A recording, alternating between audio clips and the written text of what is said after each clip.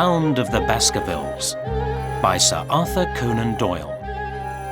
Retold by Stephen Colborne.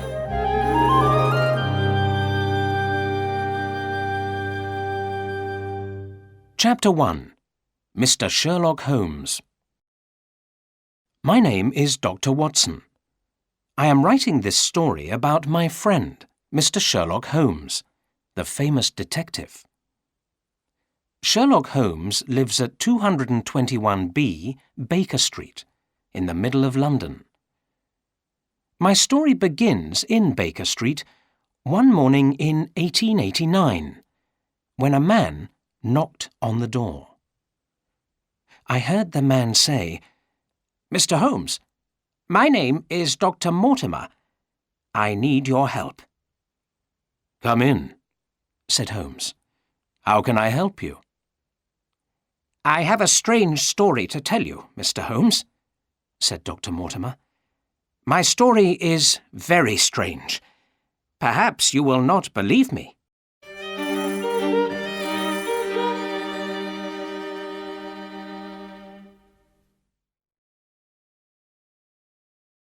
Chapter 2. The Curse of the Baskervilles. Dr. Mortimer sat down. Sherlock Holmes and I listened to his story.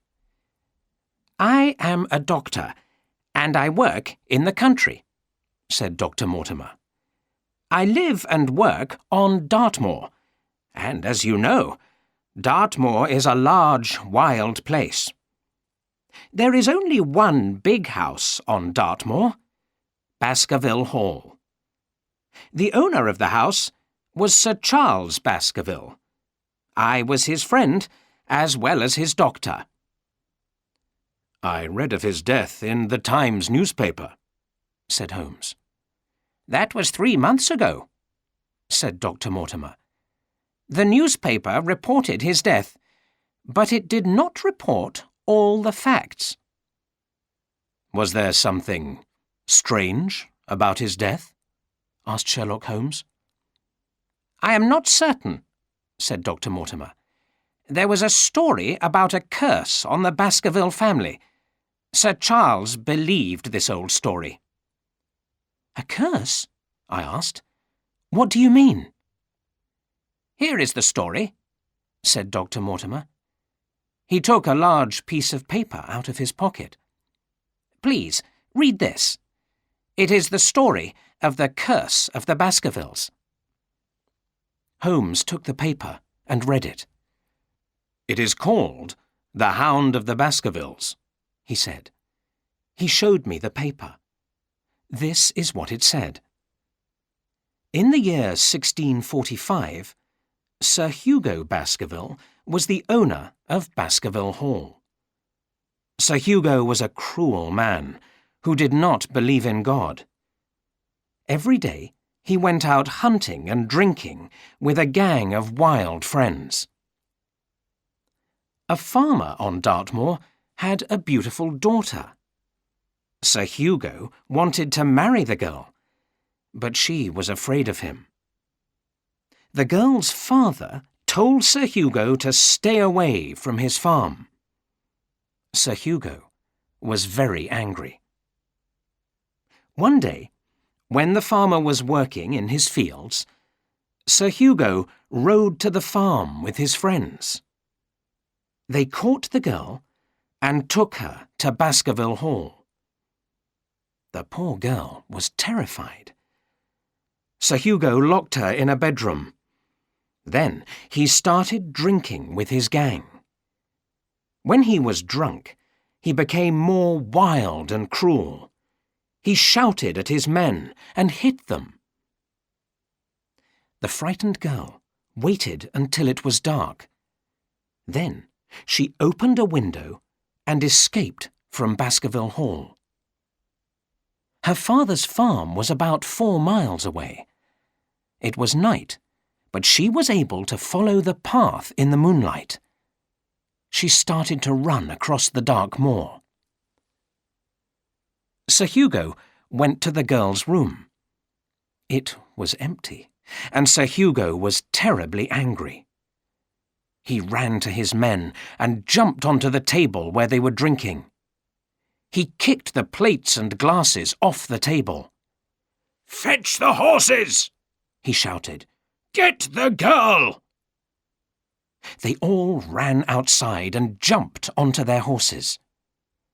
Sir Hugo kept a pack of wild dogs for hunting. "Let the dogs find her!" he shouted. "The devil can take me if I do not catch her!" The dogs ran out across the dark moor. Sir Hugo and his men rode after them. The dogs barked, and Sir Hugo shouted. Then they heard another noise. It was louder than the noise of barking and shouting. The dogs stopped and listened. They were afraid. The men heard the noise too. It was a loud and deep howling sound, the sound of a huge dog howling at the moon. The men stopped their horses, but Sir Hugo rode on. He wanted to catch the girl. Sir Hugo did not catch the girl. Suddenly his horse stopped and threw him to the ground. The horse ran away in terror. In the moonlight, the men saw a strange black animal. It looked like a dog with huge, fiery eyes, but it was as big as a horse. All the men became very frightened. The huge black dog jumped on Sir Hugo Baskerville and killed him. The other men ran away into the night, and Sir Hugo was never seen again. Since that time, many of the sons of the Baskerville family have died while they were young. Many of them have died strangely. This is the curse of the Baskervilles. The black dog, the Hound of the Baskervilles, still walks on the moor at night. "Well, Mr. Holmes, what do you think of this story?" asked Dr. Mortimer. "I do not think it is a true story," said Sherlock Holmes. "Why do you show me this story? Do you believe it?" "Before Sir Charles Baskerville's death, I did not believe the story," Dr. Mortimer answered. "But Sir Charles believed the story. It worried him. He became ill, and his heart was weak." "Why did he believe this story?" I asked. "Because he saw the hound on the moor," answered Dr. Mortimer. "Or he thought he saw it. When Sir Charles told me this story, I told him to take a holiday.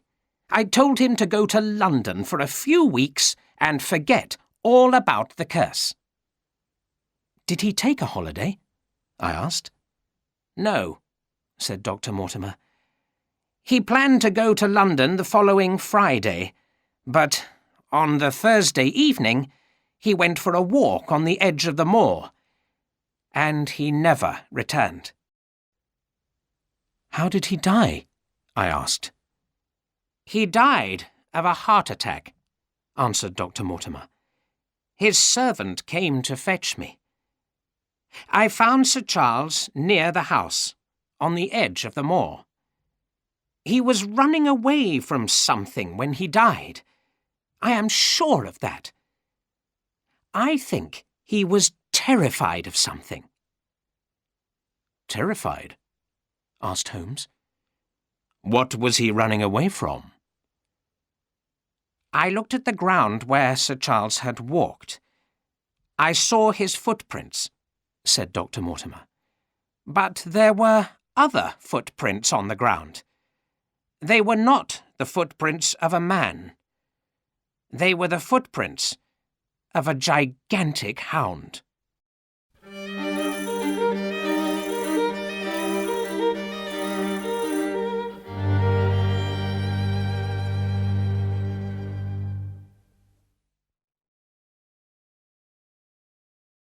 Chapter 3. The Problem. Holmes and I were surprised. This was a very strange story. I did not believe that Sir Charles Baskerville had been killed by a gigantic black dog, but I wanted to know the truth. "Who else saw these footprints?" asked Sherlock Holmes.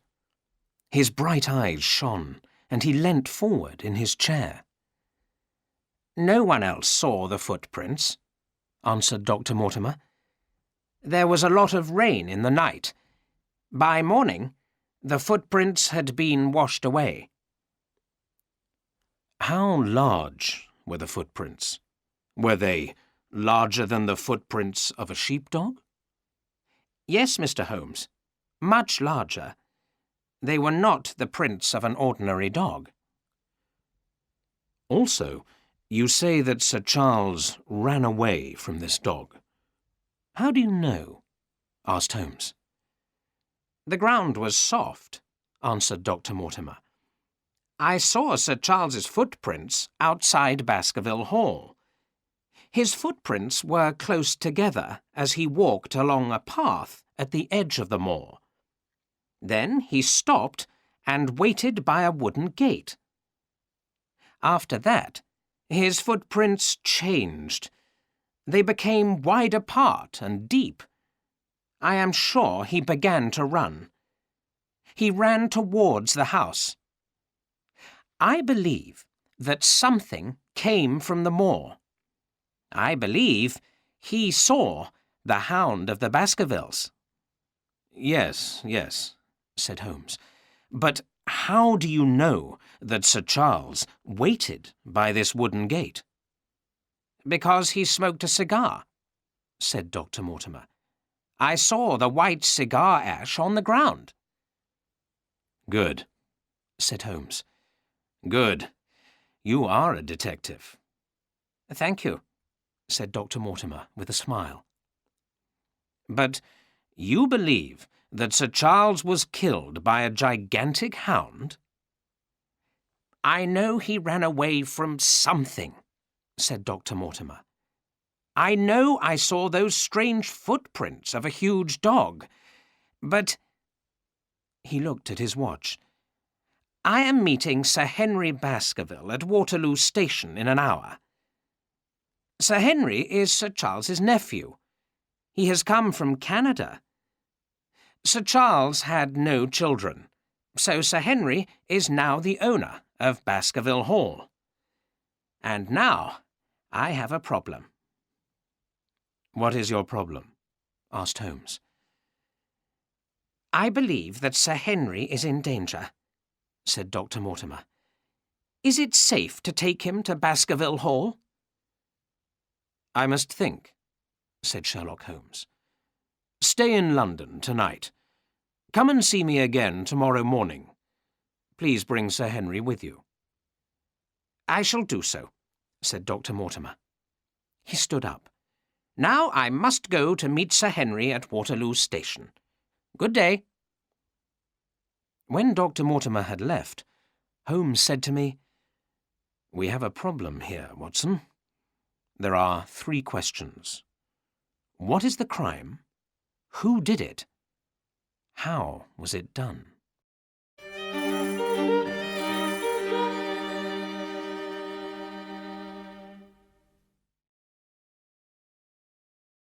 Chapter 4. Sir Henry Baskerville. The next morning, Dr. Mortimer brought Sir Henry Baskerville to Baker Street. Sir Henry was about 30 years old. He was not tall, but he was broad and strong. He looked like a boxer. "How do you do, Mr. Holmes?" said Sir Henry. "I arrived in London yesterday, and 2 strange things have happened already." "Please sit down, Sir Henry," said Holmes. "Tell me what has happened." "No one knows that I am staying at the Northumberland Hotel," said Sir Henry, "but I have received a letter. Here is the letter. You see, the words are cut from a newspaper, except for the word 'more.' Your life is in danger. Keep away from the moor. The words are cut from the Times newspaper, said Holmes. But how did this person know where I am staying? Asked Sir Henry. I do not know, said Holmes. But you said that 2 strange things have happened. What is the other strange thing? I have lost a boot, said Sir Henry. Someone has stolen one of my boots at the hotel. One of your boots? Asked Holmes. Someone took only one? Yes, answered Sir Henry. The boots are new. I bought them yesterday, and I have never worn them. But why take only one? That is a very good question, said Holmes. I would like to visit your hotel. Perhaps I shall find the answer. Then please join us for lunch, said Sir Henry. Now, if you will excuse me, I have some other business. Shall we meet at 2 o'clock for lunch at the Northumberland Hotel? We shall come at 2, said Holmes. Sir Henry Baskerville and Dr. Mortimer left the house and walked along Baker Street. Sherlock Holmes watched them through the window of his study. Quick, Watson, we must follow them, said Holmes. Why are we following them? I asked in surprise. Because, my dear Watson, someone else is also following them, said Holmes. Look, there is the man. There, in that cab. I looked where Holmes was pointing. A horse-drawn cab was moving slowly along the street. A man with a black beard was sitting in the cab. He was watching Sir Henry and Dr. Mortimer as they walked towards Oxford Street. The man with the black beard turned round as Holmes pointed at him. He saw us and shouted to the cab driver, "Drive! Drive, quickly!" The cab driver whipped the horse, and the cab disappeared round a corner. I think we have the answer to one of our questions, said Holmes. That man with the black beard followed Sir Henry to the Northumberland Hotel. He is the man who sent the letter.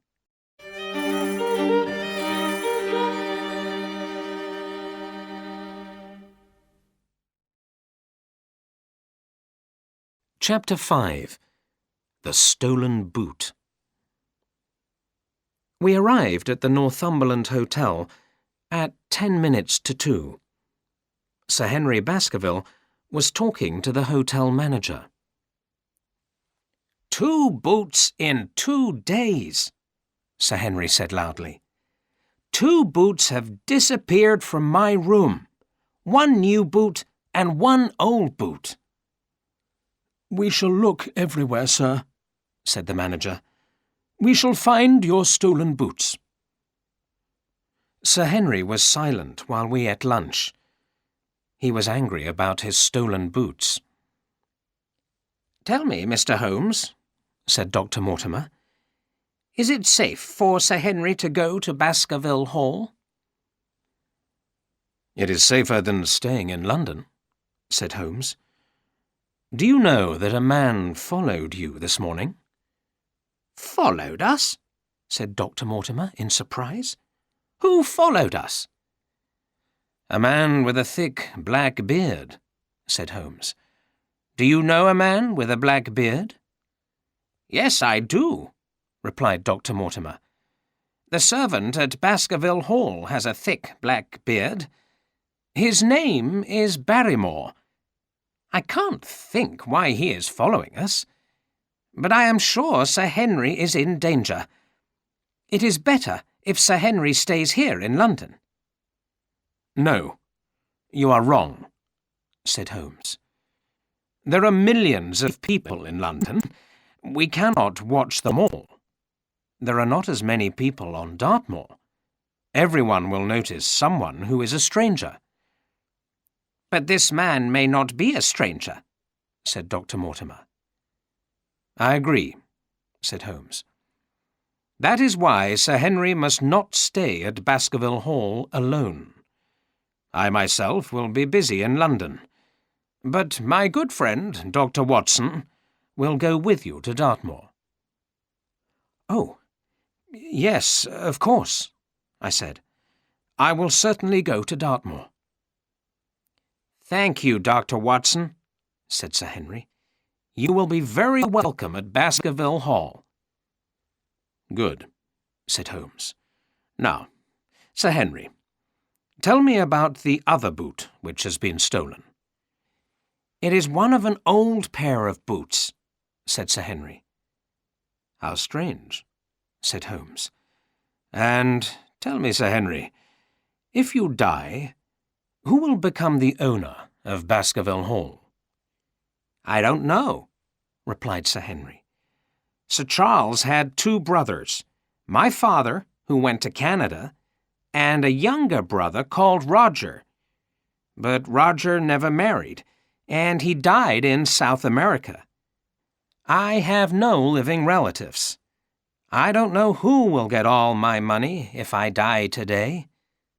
"And may I ask how much money do you have?" "Certainly, Mr. Holmes. Sir Charles left me a fortune of £1,000,000, said Sir Henry. "Many men will murder their best friend for £1,000,000, said Holmes.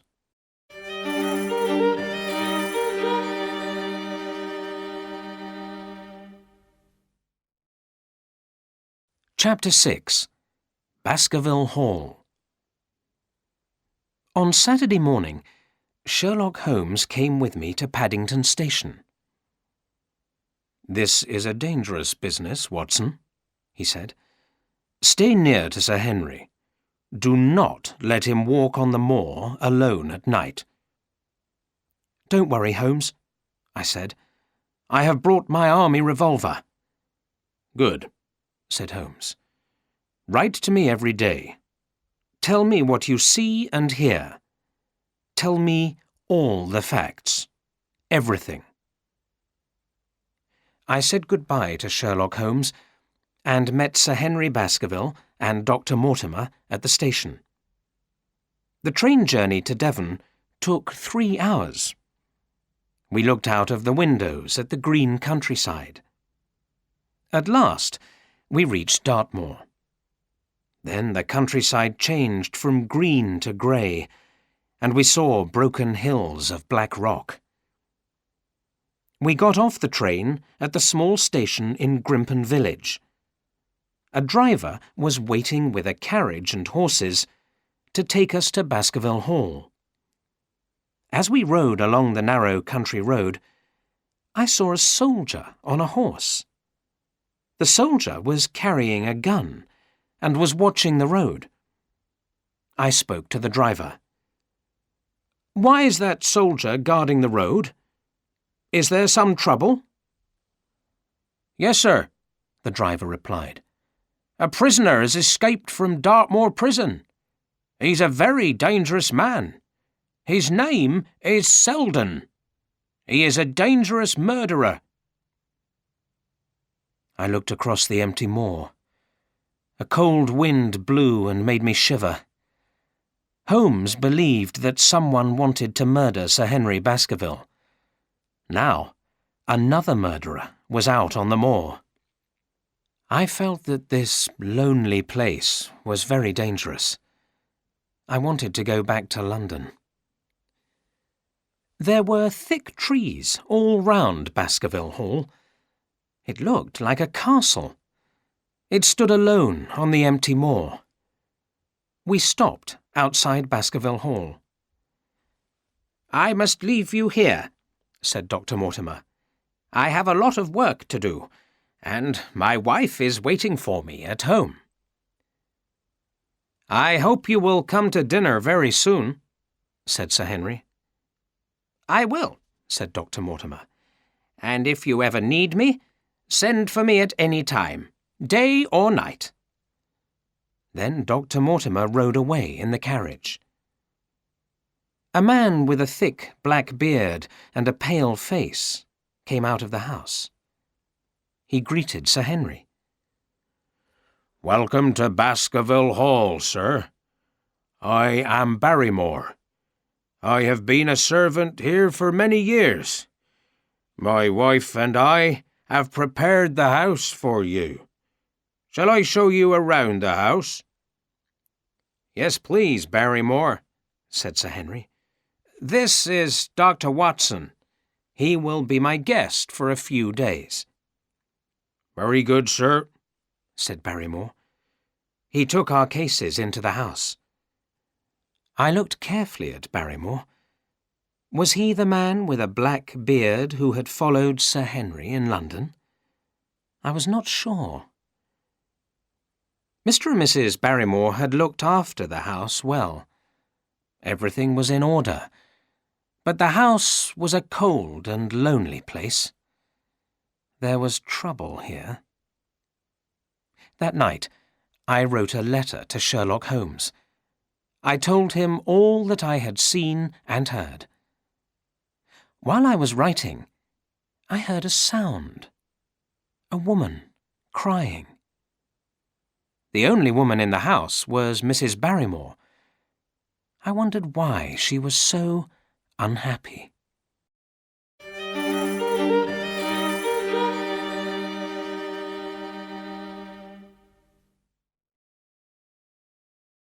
Chapter 7. The Stapletons of Merrypit House. At breakfast next morning, I asked Sir Henry, "Did you hear a woman crying in the night?" "I heard a sound like crying," said Sir Henry, "but I thought it was the wind on the moor." Sir Henry had many papers to read.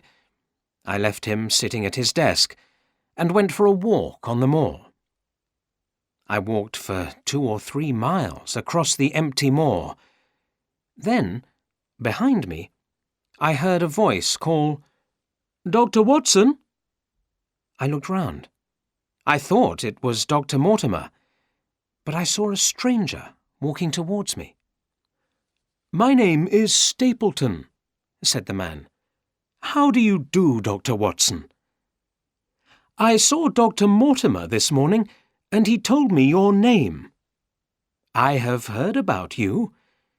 You are the friend of the famous detective, Sherlock Holmes, aren't you?" "Yes, Mr. Stapleton, I am," I said. "And is Mr. Holmes staying at Baskerville Hall too?" asked Stapleton. "Is he interested in Dartmoor?" "Mr. Holmes is in London," I said. "He is a busy man." "Of course," said Stapleton. "Please, come and see my house. It's very near here. I live with my sister."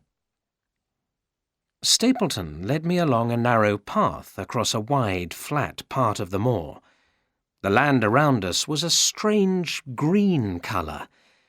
We walked towards a hill of grey rock. "Be very careful, Dr. Watson," said Stapleton. "Stay on the path. We are in the Great Grimpen Mire. There is a sea of soft mud underneath the grass. If you fall in, you will never get out again." "Thank you for telling me," I said. "But why do you live here? It is a dangerous and lonely place." "I am a naturalist. I study nature," said Stapleton. "There are many interesting flowers and birds on the Great Grimpen Mire, and there are some unusual animals on Dartmoor." At that moment, we heard a strange sound. It was a deep, howling sound, the sound of a large dog. It came from some distance away. "Stapleton, is that the sound of a dog?" I asked. "It is only the sound of the wind," said Stapleton. "The wind blows through the rocks and makes strange sounds. But here is my house. Merripit House on the moor." He pointed to the long, low farmhouse which we could see near the hill. "And my sister is coming to meet us." Miss Stapleton was a very attractive woman. She was slim and tall, with beautiful dark eyes. I thought she looked very different from her brother. She had dark hair, but her brother had fair hair. They were both about 30 years old. Stapleton looked a little older. He was a small, thin, clean-shaven man with a long face. "How do you do, Miss Stapleton?" I said. "Your brother has told me about the great Grimpen Mire and the unusual flowers and birds. Did you hear that strange sound a moment ago? Does the wind often make this sound?" "I heard nothing," Miss Stapleton said quickly. She looked at her brother, and I saw fear in her eyes. Her brother looked at her angrily. "Let us show Dr. Watson our house," he said. I stayed for a short time. Stapleton showed me his collection of flowers and butterflies. "I will come to Baskerville Hall to visit Sir Henry this afternoon," said Stapleton. "Will you tell him?" "Of course," I replied. "Now, if you will excuse me, I must go back to Baskerville Hall. I hope to see you again soon." "Stay on the path," said Stapleton. "Remember the great Grimpen Mire. Many men have died in it." Miss Stapleton walked outside with me. She spoke quickly, in a quiet voice. "Dr. Watson, I want to tell you about the strange sound you heard. The people here say that it is the sound of the Hound of the Baskervilles. They say it killed Sir Charles, and now it will kill Sir Henry. But please, do not tell my brother that I spoke to you. Now, go back to London. Go back today." She went into the house quickly. I walked along the narrow path slowly, thinking about what she had said.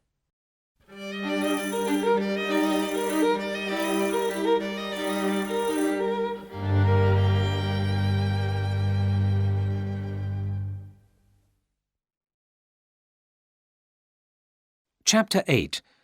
Dr. Watson's First Report. Baskerville Hall, Dartmoor, 13th of October, 1889. My dear Holmes, I wrote and told you about Baskerville Hall and the people who live here. Now I have more facts to tell you.